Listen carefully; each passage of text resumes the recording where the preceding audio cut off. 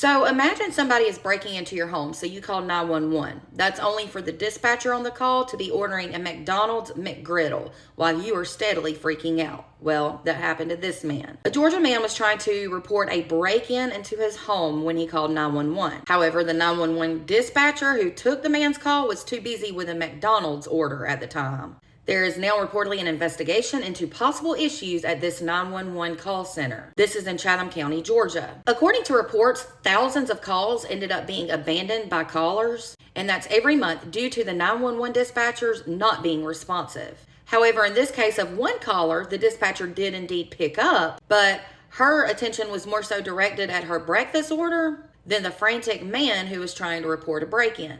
Dylan Johnson has now spoken to news outlets about the investigation, and he has shared his experience with the 911 call dispatcher that he spoke to. Reportedly on Valentine's Day of this year, February 14th, 2025, he made the call. This was when his wife was home alone, and she called him to tell him she thought somebody was breaking into their home, and this was in Windsor Forest, Georgia. He said his wife called him while he was at work at around 9:30, and she told him that somebody was snooping around their home and knocking on doors and banging on windows. He said he started panicking because his wife was home alone with their 5-month-old daughter, and he was coming home not knowing what he was coming home to. After he called the non-emergency line for the county, he then called 911, not once, not twice, but 3 times. When someone finally answered his call, the dispatcher can be heard talking to other people and apparently placing an order with McDonald's. It was said Dylan heard the dispatcher saying, a McGriddle, And then she went back to the phone with Dylan and said, I'm sorry, what? Really? Police did eventually respond to the home, but by the time they got there, the trespasser was gone. Dylan said he and his family were shaken up a bit, but luckily safe.